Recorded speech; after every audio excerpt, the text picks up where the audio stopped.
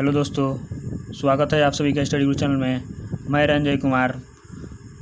आज हम साइंस का ऑब्जेक्टिव वीडियो लेकर आए हैं, जो कि बहुत ही कि अच्छा क्वेश्चन है, जो प्रीवियस ईयर का क्वेश्चन है। एग्ज़ाम में जो है कि क्वेश्चन जो है यह सब पूछा हुआ है। और ये वीडियो जो है यदि आप लोग को अच्छा लगे तो लाइक और कमेंट ज़रूर कीजिएगा। तो देखिए, इसी पर जो है हम लोग पहला क्वेश्चन स्टार्ट करते हैं। क्वेश्चन नंबर 1 है, विद्युत चुंबक बनाने के लिए सामान्यतः किस धातु का प्रयोग किया जाता है। देखिए दोस्तों, कितना अच्छा क्वेश्चन है। विद्युत चुंबक बनाने के लिए सामान्यतः किस धातु का प्रयोग किया जाता है।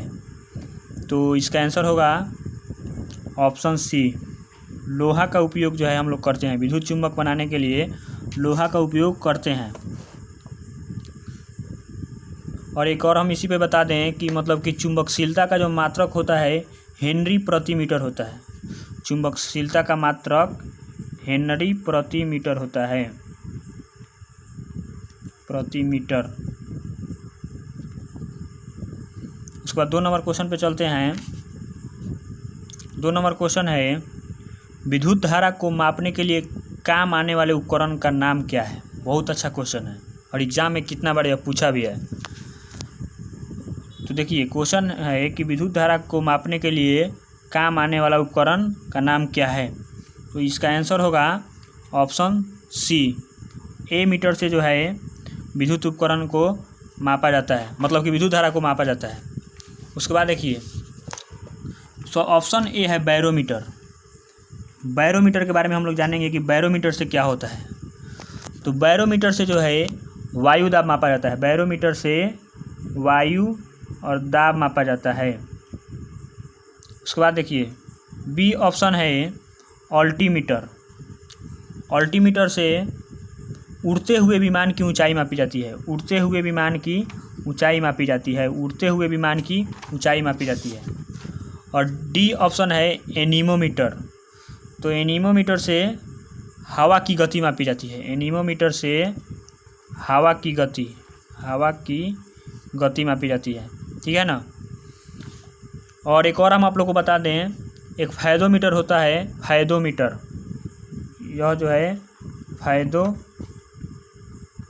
होता है, जिससे समुद्र की गहराई मापी जाती है। फायदोमीटर से समुद्र की गहराई मापी जाती है।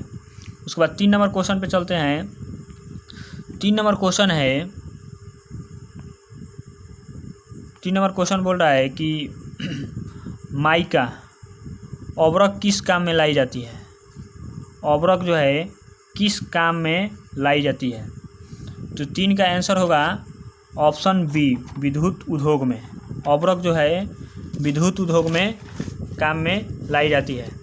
और हम आप लोग को बता दें कि माइका का जो उपयोग जो है, माइका को अवरक बोलते हैं, इसका उपयोग जो है विद्युत उद्योग में किया जाता है। विश्व में सबसे ज़्यादा अवरक का उत्पादन भारत में ही होता है।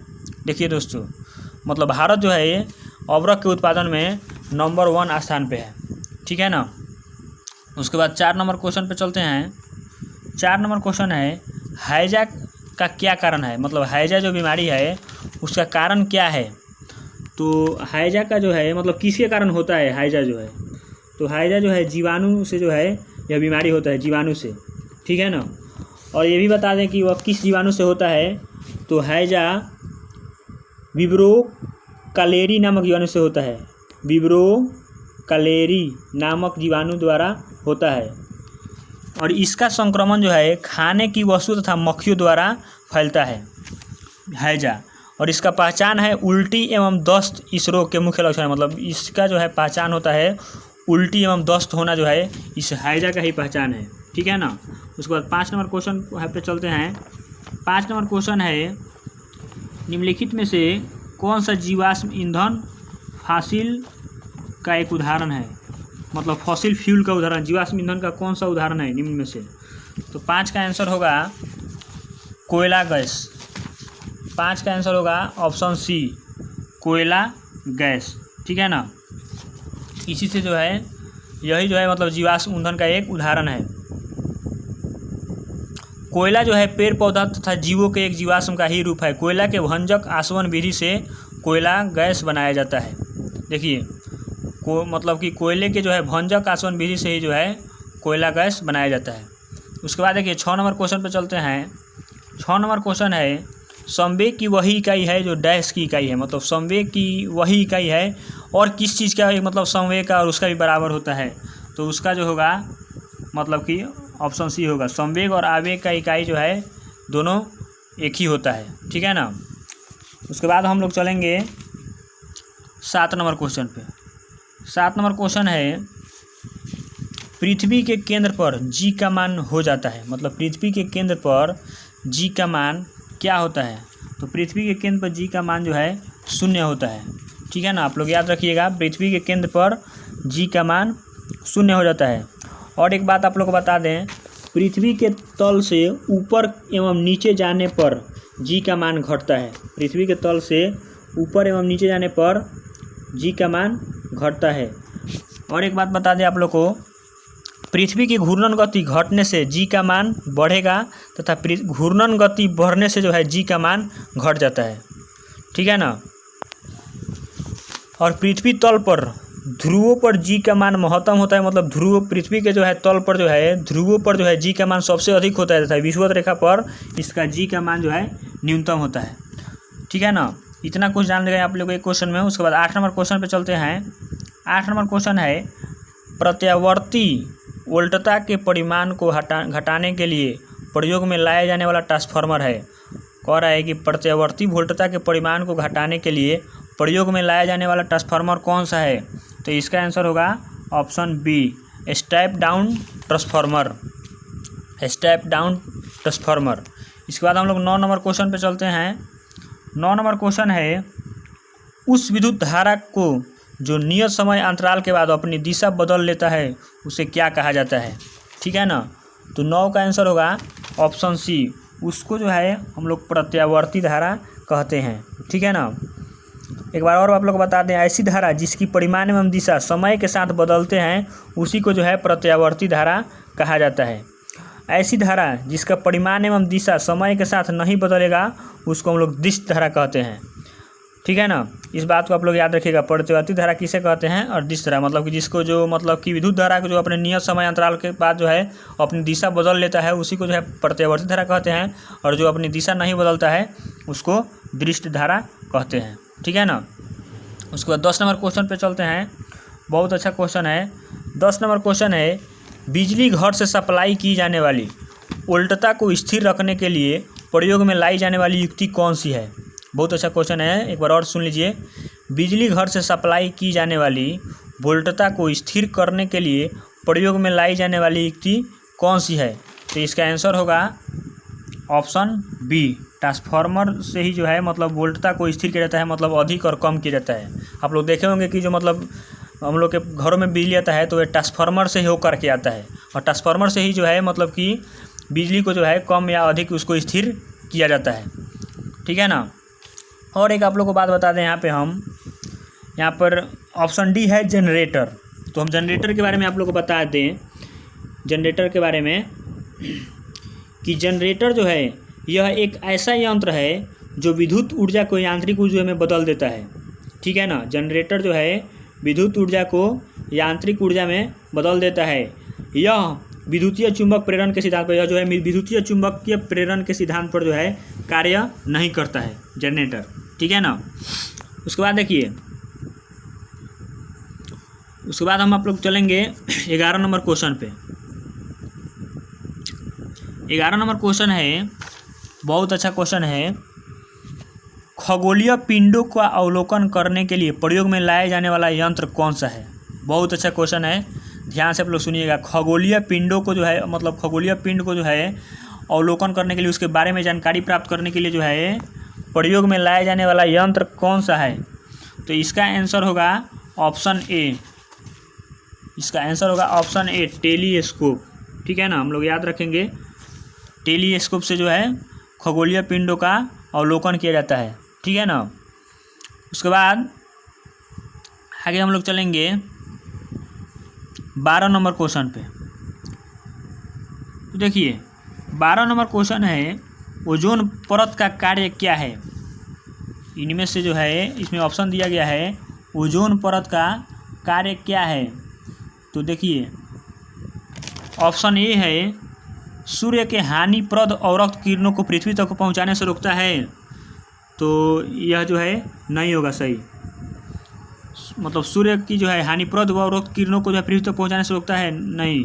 बी ऑप्शन है विकिरण को पृथ्वी से पलायन करने से रोकती है, इस प्रकार इसे उष्ण रखती है, यह भी गलत है। सी नंबर ऑप्शन है यह वर्षा के लिए आवश्यक होती है, नहीं, यह भी गलत है। और ऑप्शन डी है यह सूर्य के हानिप्रद पराबैंगनी किरणों को फिल्टर करती है, तो ये जो है सही है, मतलब पराबैंगनी किरणों को जो है रोकती है, ठीक है ना। उसके बाद देखिए इसका आंसर यही होगा। उसके बाद 13 नंबर क्वेश्चन पर चलेंगे। 13 नंबर क्वेश्चन बहुत ही अच्छा क्वेश्चन है। 13 नंबर क्वेश्चन बोल रहा है कि जलते हुए विद्युत बल्ब के तंतु का तापमान सामान्यतः कितना होता है? जलते हुए बल्ब के तंतु का तापमान जो है सामान्यतः कितना होता है? तो इसका आंसर होगा ऑप्शन सी 1500 डिग्री सेल्सियस से 2500 डिग्री सेल्सियस तक होता है, ठीक है ना। जलते हुए बल्ब का जो तंतु होता है ना उसका तापमान जो है 1500 डिग्री सेल्सियस से 2500 डिग्री सेल्सियस तक होता है। उसके बाद 14 नंबर क्वेश्चन पे चलेंगे। बहुत ही अच्छा क्वेश्चन है 14 नंबर, इसको आप लोग ध्यान दीजिएगा। 14 नंबर क्वेश्चन है 1 गैलन का मान कितना होता है? बहुत ही अच्छा क्वेश्चन है, 1 गैलन का मान कितना होता है? तो हम आप लोग को बता दें कि इसका आंसर होगा ऑप्शन ए 3.875। 1 गैलन में जो है 3.875 लीटर होता है, ठीक है ना। और एक बात बता दें, 1 लीटर में जो है 1 लीटर में 0.2642 होता है, 2642, मतलब कि 1 लीटर में 0.2642 गैलन होता है। इसको आप लोग याद रखिएगा। उसके बाद देखिए आगे क्वेश्चन पे चलेंगे। 15 नंबर क्वेश्चन पे बहुत ही अच्छा क्वेश्चन है। 15 नंबर क्वेश्चन है कंप्यूटर में किसी शब्द की लंबाई किससे नापी जाती है? बहुत ही अच्छा क्वेश्चन है, कंप्यूटर से संबंधित है। क्वेश्चन है कि कंप्यूटर में किसी शब्द की लंबाई किससे नापी जाती है? तो इसका आंसर होगा ऑप्शन डी बिट्स में नापी जाती है, ठीक है ना। किस में मापी जाती है? बिट्स में। और आप लोग को बता दें कंप्यूटर से संबंधित एक जानकारी, कंप्यूटर जो है 3 प्रकार के होते हैं, डिजिटल, एनालॉग और हाइब्रिड, ठीक है ना। चलिए और एक बात बता दें कंप्यूटर संबंधित जानकारी, विश्व का प्रथम डिजिटल कंप्यूटर यूनिवेक था। और यह क्वेश्चन जो है बहुत बार पूछा है कि विश्व का प्रथम डिजिटल कंप्यूटर कौन था, उसका नाम क्या था? तो उसका नाम जो था यूनिवेक था, यूनिवेक था विश्व का प्रथम डिजिटल कंप्यूटर। चलिए आगे देखते हैं 16 नंबर क्वेश्चन पे। 16 नंबर क्वेश्चन है वर्षा के बाद इंद्रधनुष के निर्माण का कारण क्या है? वर्षा के बाद इंद्रधनुष के निर्माण का कारण क्या है? ऑप्शन ए है प्रकाश का प्रकीर्णन, गलत है। ऑप्शन बी है प्रकाश का पूर्ण आंतरिक परिवर्तन और प्रकीर्णन, ये भी सही नहीं है। ऑप्शन सी है प्रकाश का अपवर्तन, पूर्ण आंतरिक परिवर्तन और परावर्तन और विक्षेपण, तो ये जो है सही है। परावर्तन और विक्षेपण के कारण ही जो है मतलब कि इंद्रधनुष का निर्माण होता है। उसके बाद चलेंगे हम लोग 17 नंबर क्वेश्चन पे। 17 नंबर क्वेश्चन बहुत ही अच्छा क्वेश्चन है। क्वेश्चन है कि वेस्ट स्ट्रीम क्या है? जेट स्ट्रीम क्या है? क्वेश्चन है जेट स्ट्रीम क्या है? तो इसका आंसर होगा ऑप्शन सी उच्च स्तरीय पछुआ पवन। इसका आंसर होगा ऑप्शन सी उच्च स्तरीय पछुआ पवन। उसके बाद 18 नंबर क्वेश्चन पे चलेंगे। 18 नंबर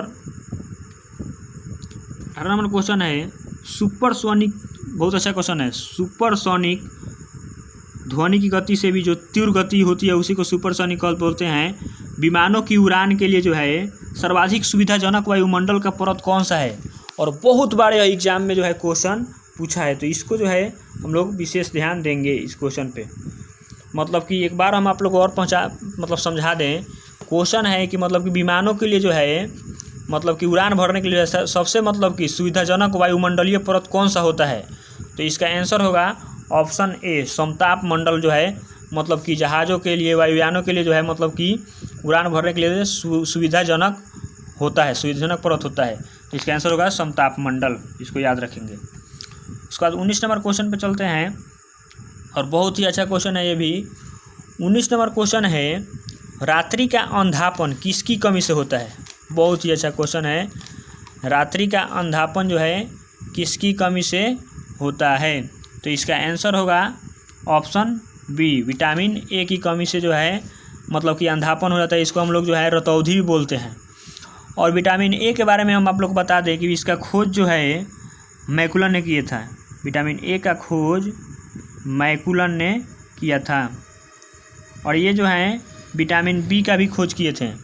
विटामिन ए और बी का आविष्कार जो है मैकुलन किए थे, ठीक है ना। और विटामिन सी का आविष्कार जो है होलकट नामक वैज्ञानिक किए थे, ठीक है ना। तो चलिए इसके बाद हम 20 नंबर क्वेश्चन पे चलते हैं।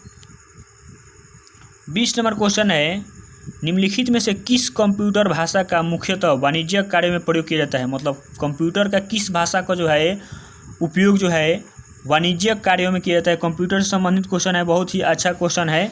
तो इसका आंसर होगा 20 का ऑप्शन बी, कोबोल भाषा का प्रयोग जो है वाणिज्यिक कार्यों के प्रयोग में जो है किया जाता है, ठीक है ना।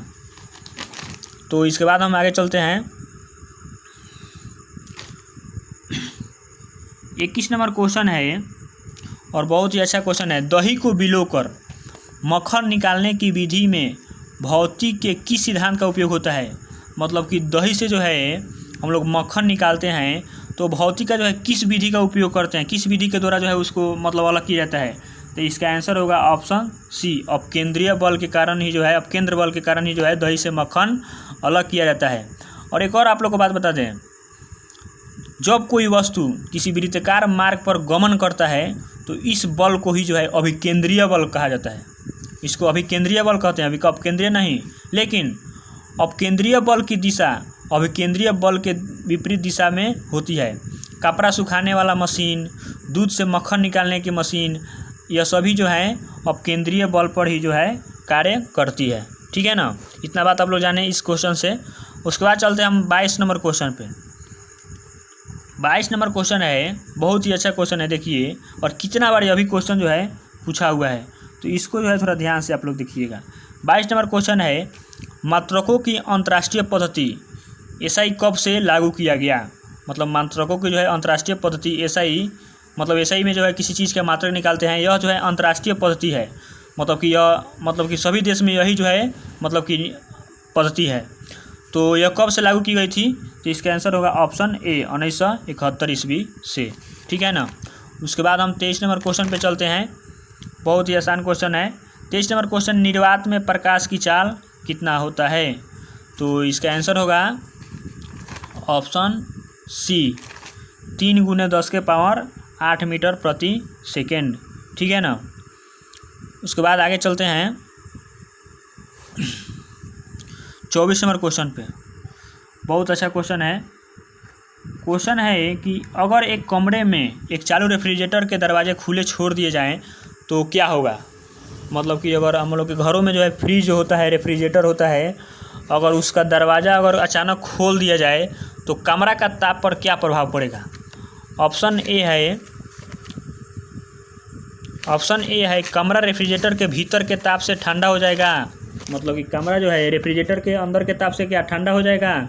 तो नहीं, ये गलत है। ऑप्शन बी है कमरे का ताप अपवर्तित रहेगा, मतलब अपरिवर्तित, कोई चेंजिंग नहीं होगा, यह भी गलत है। ऑप्शन सी है कमरा रेफ्रिजरेटर के भीतर से भी ज़्यादा ठंडा हो जाएगा, नहीं, ये भी गलत है। और ऑप्शन डी देखेंगे, ऑप्शन डी कह रहा है कमरा धीरे धीरे गर्म हो जाएगा। हाँ, तो ये सही है। मतलब कि जब हम रेफ्रिजरेटर का दरवाज़ा खोलेंगे तो हमारा कमरे का जो तापमान है वह धीरे धीरे जो है बढ़ जाएगा, कमरा जो है गर्म हो जाएगा, ठीक है ना। और इसका आंसर यही होगा, ऑप्शन डी। उसके बाद 25 नंबर क्वेश्चन पे चलते हैं। बहुत ही अच्छा क्वेश्चन है। देखिए 25 नंबर क्वेश्चन है, बहुत इंपॉर्टेंट क्वेश्चन है 25 नंबर भी। क्वेश्चन है कि सूर्य ग्रहण होता है जब, मतलब सूर्य ग्रहण जो है कब होता है? तो इसका ऑप्शन देखेंगे, ऑप्शन ए है चंद्रमा पृथ्वी एवं सूर्य के बीच आता है। देखिए कह रहा है कि चंद्रमा जो है जब पृथ्वी एवं सूर्य के बीच आता है तो क्या हो जाता है, ये सही है। मतलब कि चंद्रमा जो है जब पृथ्वी एवं सूर्य के बीच आता है तो सूर्य ग्रहण हो जाता है। इसी कारण जो है जब चंद्रमा जो है बीच में आता है पृथ्वी और सूर्य के, तो मतलब कि जो क्या बोलते हैं, जो चंद्रमा की जो छाया होती है पृथ्वी पर ही बनने लगती है। इसी कारण जो है सूर्य ग्रहण होता है, ठीक है ना। और आप लोग को बता दें, चंद्र ग्रहण भी बता दे रहे हैं। चंद्र ग्रहण कब होता है, देखिए चंद्र ग्रहण तब होता है जब पृथ्वी सूर्य और चंद्रमा के बीच आ जाती है। जब पृथ्वी जो है सूर्य एवं चंद्रमा के बीच में आ जाती है तब जो है चंद्र ग्रहण होता है, चंद्र ग्रहण, ठीक है ना। इसको हम लोग याद रखेंगे। उसके बाद आगे चलते हैं।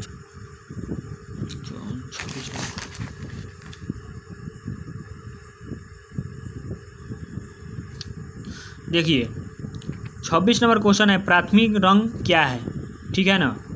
ऑप्शन ए है जो प्रकृति में पाए जाएं, नहीं।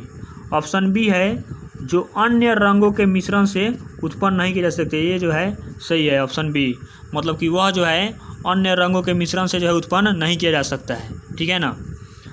उसके बाद हम चलेंगे 27 नंबर क्वेश्चन पे। 27 नंबर क्वेश्चन है, बहुत ही अच्छा क्वेश्चन है।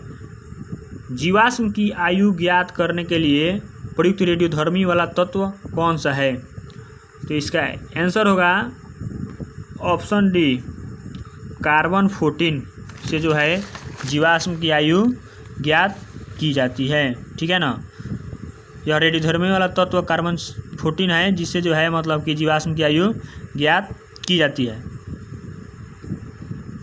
और एक और आप लोग को बात बता दें कि वायुमंडल में पाई जाने वाली गैस में जो है कार्बन की मात्रा जो है 0.337 होता है, 337 होता है, ठीक है ना। तो 28 नंबर क्वेश्चन पे चलते हैं। 28 नंबर क्वेश्चन है, अंतरिक्ष में परिक्षेपित प्रथम कृत्रिम उपग्रह कौन सा था। बहुत अच्छा क्वेश्चन है। अंतरिक्ष में परिक्षेपित प्रथम कृत्रिम उपग्रह कौन सा था, इसका आंसर होगा ऑप्शन डी, स्पुतनिक प्रथम। मतलब प्रथम अंतरिक्ष में प्रक्षेपित प्रथम कृत्रिम उपग्रह जो है स्पुतनिक प्रथम था, ठीक है ना। उसके बाद 29 नंबर क्वेश्चन है, क्वेश्चन पे चलते हैं। हृदय की धड़कन को नियंत्रित करने के लिए इस्तेमाल किया जाने वाला उपकरण कौन सा है। मतलब हृदय की धड़कन को नियंत्रित करने के लिए इस्तेमाल किए जाने वाला उपकरण जो है पेस मेकर है, इसका आंसर होगा ऑप्शन बी, ठीक है ना। उसके बाद 30 नंबर क्वेश्चन पे चलते हैं। निम्नलिखित में से कौन सा पदार्थ अत्यधिक कठोर तथा अत्यधिक तन्य होता है। अत्यधिक कठोर और तन्य भी होता है, तो इसका आंसर होगा ऑप्शन बी, टंगस्टन, ठीक है ना। टंगस्टन जो है मतलब कि बहुत ही कठोर तथा अत्यधिक तन्य होता है। उसके बाद एक और आप लोग को बात बता दें यहाँ पे हीरा के बारे में। हीरा जो है, हीरा को यदि हम लोग 2000 डिग्री सेल्सियस ताप तक गर्म करने पर यह ग्रेफाइट में बदल जाता है, ठीक है ना। और टंगस्टन का संकेत जो है W होता है, टंगस्टन का संकेत W होता है। इसको जो है मतलब कि इसका गलनांक लगभग जो है 3500 डिग्री सेल्सियस होता है, 3500 डिग्री सेल्सियस होता है, ठीक है ना। उसके बाद 31 नंबर क्वेश्चन पर चलते हैं। बहुत ही आसान क्वेश्चन है। ग्रहों की गति के नियम किसने प्रतिपादित किए थे। ग्रहों के गति के नियम किसने प्रतिपादित किए थे, इसका आंसर होगा ऑप्शन बी, केपलर। बहुत अच्छा क्वेश्चन है। मतलब ग्रहों की गति का नियम जो है केपलर ने दिया था। उसके बाद देखिए उसके बाद 32 नंबर क्वेश्चन पे चलते हैं और ये अंतिम क्वेश्चन है। 32 नंबर क्वेश्चन है, 18 कैरेट सोने में सोना का प्रतिशत होता है। मतलब 18 कैरेट सोना में जो है सोना जो है कितना % होता है, तो इसका आंसर होगा ऑप्शन बी, 75% जो है उसमें सोना होता है 18 कैरेट सोने में। लेकिन आप लोग को बता दें शुद्ध सोना जो है 24 कैरेट का होता है। शुद्ध सोना 24 कैरेट का होता है। अब क्वेश्चन पूछता है कि शुद्ध सोना कितना कैरेट का होता है, तो उसका 24 कैरेट का जो है शुद्ध सोना होता है। इस बात को आप लोग याद रखिएगा। तो मेरा क्वेश्चन आज तक यही था दोस्तों। यदि आप लोग को ये अच्छा लगा है क्वेश्चन तो आप लोग कमेंट करके ज़रूर बताइएगा और प्लीज़ चैनल को जो है सब्सक्राइब ज़रूर करें, ठीक है ना। धन्यवाद दोस्तों।